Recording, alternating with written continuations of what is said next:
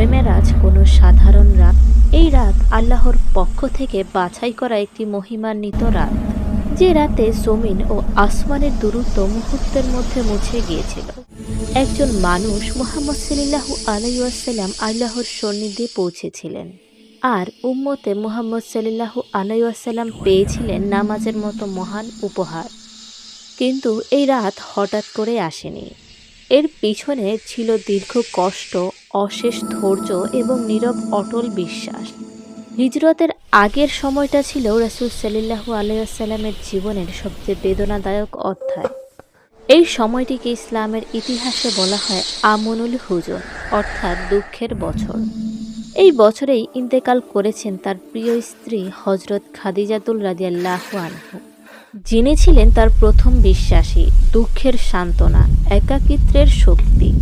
কিছুদিন পরেই ইন্তিকাল করেন তার চাচা আবু তালিব, যিনি সমাজে তাকে শারীরিক ও সামাজিক নিরাপত্তা দিতেন। এই দুজনকে হারিয়ে রাসূল সাল্লাল্লাহু আলাইহি ওয়াসাল্লাম যেন একাই দাঁড়িয়ে পড়লেন পুরো কুরাইশ সমাজের শত্রুরার সামনে। তারপর তিনি যান তায়েফ করতে। সেখানে তিনি মানুষদেরকে ইসলামের দাওয়াত দিতেন, কিন্তু সেখানে তাকে গ্রহণ করাই হয়নি, বরং তাকে তাড়িয়ে দেওয়া হয়, পাথর নিক্ষেপ করা হয়, তার পবিত্র পা রক্তে ভিজে যায়। সেই মুহূর্তে তিনি আল্লাহর কাছে বদদোয়া করেননি, বরং বলেছিলেন, হে আল্লাহ, এরা যদি না বুঝে তবে এদের ভবিষ্যৎ প্রজন্মকে হিদায়াত দাও। ঠিক তখনই আল্লাহ তাআলা সিদ্ধান্ত নিলেন এই দুঃখের বিনিময়ে তার প্রিয় নবীকে এমন সম্মান দেবেন যা কোনো সৃষ্টিকে কখনো দেওয়া হয়নি। এই জন্যই আল্লাহ তাআলা শবে মেরাজের রাতকে বেছে নেন। এটি ছিল রজব মাসের এক পবিত্র রাত। মক্কা তখন নিস্তব্ধ, চারপাশে ঘুমে আচ্ছন্ন। কেউ কল্পনাও করতে পারেনি এই রাতে ইতিহাসের সবচেয়ে আশ্চর্যকর ঘটনা ঘটতে যাচ্ছে। রাসূল সাল্লাল্লাহু আলাইহি ওয়াসাল্লাম তখন হয় কাবা শরীফের কাছে হাতিমে নয়তো উম্মে হানির ঘরে বিশ্রাম নিচ্ছিলেন। হঠাৎ আল্লাহ তাআলার নির্দেশে আসমান থেকে নেমে এলেন ফেরেশতাদের সর্দার হযরত জিবরাইল আলাইহিস সালাম। তিনি একা আসেননি, তার সঙ্গে ছিলেন মিকাইল ও ইসরাফিল আলাইহিস। কিছু বর্ণনাতে এমনও পাওয়া যায় জিবরাইল আলাইহিস সালাম রাসূল সাল্লাল্লাহু আলাইহি সাল্লামকে জাগিয়ে তুললেন এবং জানালেন আজ রাতে আল্লাহ তাআলা তাকে বিশেষ সফরের আমন্ত্রণ জানিয়েছে। প্রথমেই রাসূল সাল্লাল্লাহু আলাইহি ওয়াসাল্লামের পবিত্র বক্ষ বিদীর্ণ করা হলো। এটি কোনো কষ্টের বিষয় ছিল না, বরং অলৌকিকভাবে তার হৃদয় বের করে জমজমের পানি দিয়ে ধৌত করা হলো। তারপর তার ঈমান, হিকমত, নূর ও সবরের ধারা পূর্ণ করা হলো, পূর্ণ করে আবার স্থাপন করা হলো। এর মাধ্যমে আল্লাহ তাআলা তাকে আসমানি সফরের জন্য সম্পূর্ণ প্রস্তুত করলেন, শারীরিকভাবে, আত্মিকভাবে ও রুহানিভাবে। এরপর আনা হলো এক অদ্ভুত ও নুরানি বাহন, যার নাম ছিল বোরাক। এটি ঘোড়া ও খচ্চরের মাঝামাঝি। বোরাকের আকৃতি ছিল সাদা রঙের, ডানা বিশিষ্ট, যার প্রতিটি কদম পড়ে সৃষ্টির শেষ সীমানায়। বোরাক প্রথমে কিছুটা চঞ্চল হয়ে উঠেছিল। তখন জিবরাইল আলাইহিস সালাম বললেন, শান্ত হও, তোমার পিঠে মুহাম্মদ সাল্লাল্লাহু আলাইহি সাল্লাম এর চেয়ে মর্যাদাবান কেউ কখনো আরোহণ করেনি। এই কথা শুনে বোরাক স্থির হয়ে গেল। এরপর শুরু হলো ইসরা। মক্কা থেকে বাইতুল মুকাদ্দাস পর্যন্ত সফর। মুহূর্তের মধ্যেই রাসূল সাল্লাল্লাহু আলাইহি ওয়াসাল্লাম বিভিন্ন স্থান অতিক্রম করেন। পথে তিনি মদিনার জমিন, মুসা আলাইহিস সালাম এর তুর পাহাড়, ঈসা আলাইহিস সালামের জন্মস্থান অতিক্রম করেন। জিবরাইল আলাইহিস সালাম তাকে কিছু স্থানে নামাজ পড়তে বলে, কারণ সেগুলো ওই ঐতিহাসিক ও বরকতময় স্থান। অবশেষে তারা পৌঁছালেন বাইতুল মুকাদ্দাসে। সেখানে রাসূল সাল্লাল্লাহু আলাইহি ওয়াসাল্লাম বোরাককে সেই স্থানে বেঁধে রাখলেন, যেখানে আগের নবীরা তাদের বাহন বেঁধে রাখতেন। তারপর তিনি এমন এক দৃশ্য দেখলেন যা মানব ইতিহাসে অতুলনীয়। আদম আলাইহিস সালাম থেকে শুরু করে সকল নবী সেখানে উপস্থিত ছিলেন। আল্লাহর নির্দেশে রাসূল সাল্লাল্লাহু আলাইহি ওয়াসাল্লাম তাদের ইমাম হয়ে নামাজ আদায় করলেন। এই নামাজের মাধ্যমে আল্লাহর ঘোষণা করে দিলেন মুহাম্মদ সাল্লাল্লাহু আলাইহি সাল্লাম হচ্ছেন সকল নবীর নেতা।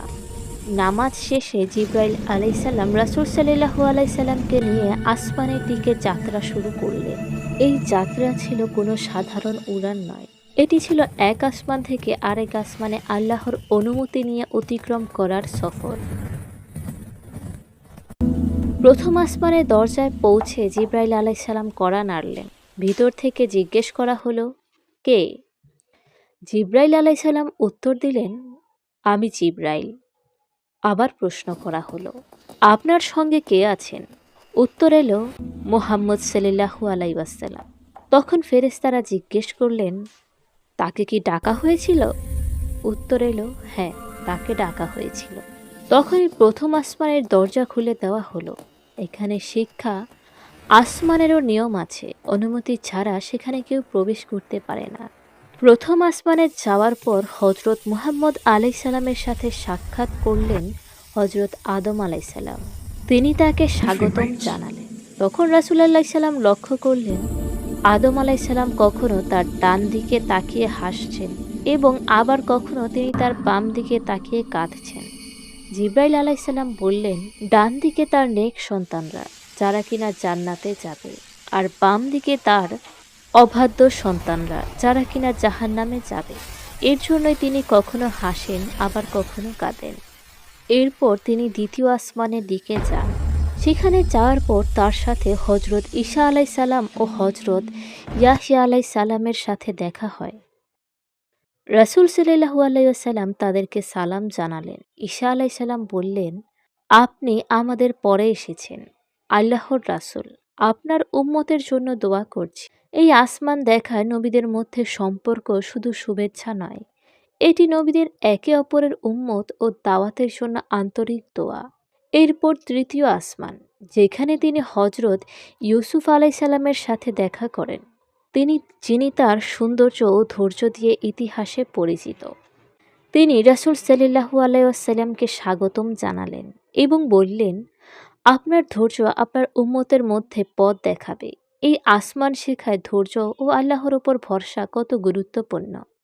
চতুর্থ আসমানে হজরত ইদ্রিস আলাইসাল্লামের সাথে দেখা করলেন। তিনি বললেন, আপনার উম্মতের জন্য আল্লাহর বিশেষ দিক নির্দেশনা দেবেন, সতর্ক থাকুন এবং দাওয়াত চালিয়ে যান। এখান থেকে বোঝা যায় নবী সাল্লাল্লাহু আলাইহি সাল্লামের দায়িত্ব শুধু নিজের জন্য নয়, উম্মতের জন্য। পঞ্চম আসমান, হজরত হারুন আলাইসাল্লাম। পঞ্চম আসমানে দেখা হলো হজরত হারুন আলাইসাল্লামের সাথে, যিনি মুসা আলাইসাল্লামের ভাই এবং সহায়ক ছিলেন। তিনি বললেন, আপনার উম্মত পরীক্ষার মুখোমুখি হবে, কিন্তু আল্লাহর সহায় থাকবেন। এটি শেখায় নবী ও উম্মতের মধ্যে দায়িত্ব ও সম্পর্ক। ষষ্ঠ আসমানে দেখা হলো হজরত মুসা আলাইসাল্লামের সাথে, যিনি কিনা সেখানে বসে কাঁদছিলেন। রাসূল সাল্লাল্লাহু আলাইহি সাল্লাম জিজ্ঞেস করলেন, আপনি কেন কাঁদছেন? তিনি বললেন, আমি দেখেছি আপনার উম্মতকে কত পরীক্ষার মুখোমুখি হতে, আমি চাইনি তারা এত কষ্ট করুক। রাসূল সাল্লাল্লাহু আলাইহি সাল্লাম তাকে সান্ত্বনা দিলেন এবং বললেন, আমার উম্মত আমার দেখাশোনা করবে, আল্লাহ তাআলা সাহায্য করবেন। মুসা আলাইহিস সালাম তাকে বললেন, আল্লাহ তাআলা আপনার উম্মতের উপর 50 ওয়াক্ত নামাজ ফরজ করবে, কিন্তু আপনি আল্লাহ তাআলার কাছে অনুরোধ করে তা কমিয়ে 5 ওয়াক্ত নামাজে নিয়ে আসবেন। এখান থেকে বোঝা যায় ভবিষ্যতে উম্মতের জন্য তাদের দোয়া কতটা গুরুত্বপূর্ণ। এবং অবশেষে সপ্তম আসমানে তিনি হজরত ইব্রাহিম আলাইসাল্লামের কাছে পৌঁছান। তিনি বাইতুল মামুরের হেলান দিয়েছিলেন। নবী সাল্লাল্লাহু আলাইহি সাল্লামকে স্বাগত জানিয়ে বললেন, আপনার উম্মতের জন্য নামাজ অনেক বড় ধন, এটি তাদের নেকি ও শক্তির উৎস হবে। এখান থেকে বোঝা যায় নামাজ শুধু দায়িত্ব নয়, এটি নবীর উম্মতের জন্য আল্লাহর পক্ষ থেকে সরাসরি উপহার। এরপর রাসূল সাল্লাল্লাহু আলাইহি ওয়াসাল্লাম পৌঁছালেন সিদরাতুল মুনতাহা, অর্থাৎ সৃষ্টির জগতের শেষ সীমানায়। এখানে এসে জিব্রাইল আলাইহিস সালাম থেমে গেলেন এবং বললেন, এরপর আমি গেলে আমি পুড়ে যাব, আমি এরপর আর সামনে আগাতে পারবো না। তার কথা শুনে রাসূল সাল্লাল্লাহু আলাইহি সাল্লাম একাই অগ্রসর হলেন। কিভাবে কোন অবস্থায় তা আল্লাহই ভালো জানেন। এখানে আল্লাহ তাআলা সরাসরি তার সঙ্গে কথা বললেন এবং উম্মতের জন্য প্রথম 50 ওয়াক্ত নামাজ ফরজ করলেন। ফেরার পথে মুসা আলাইহিস সালামের পরামর্শে নামাজ ধাপে ধাপে কমিয়ে 5 ওয়াক্ত করা হলো। কিন্তু সোয়াব রাখা হয় 50 ওয়াক্তের সমান। এরপর রাসূল সাল্লাল্লাহু আলাইহি সাল্লাম আবার আসমান পেরিয়ে বাইতুল মুকাদ্দাসে ফিরে আসেন। সেইখান থেকে বোরাকে চড়ে মক্কায় প্রবর্তন করেন। সবকিছু ঘটে মাত্র এক রাতের মধ্যে। ভোর হলে তিনি এই ঘটনা মানুষকে বললেন। কুরাইশরা উপহাস করল, কিন্তু আবু বকর রাদিয়াল্লাহু আনহু বললেন, যদি তিনি বলে থাকেন তবে তা সত্য। এই বিশ্বাসের জন্যই তিনি হলেন সিদ্দিক। শবে মেরাজ আমাদেরকে শেখায় দুঃখের পর আল্লাহর রহমত আসে। নামাজ আল্লাহর সঙ্গে সরাসরি সম্পর্ক করার মাধ্যম। আর রাসূল সাল্লাল্লাহু আলাইহি সাল্লাম ছিলেন পুরো মানবজাতির জন্য রহমত। আল্লাহ তাআলা আমাদের সবাইকে এই রাতের শিক্ষা অনুযায়ী জীবন গড়ার তৌফিক দান করুন।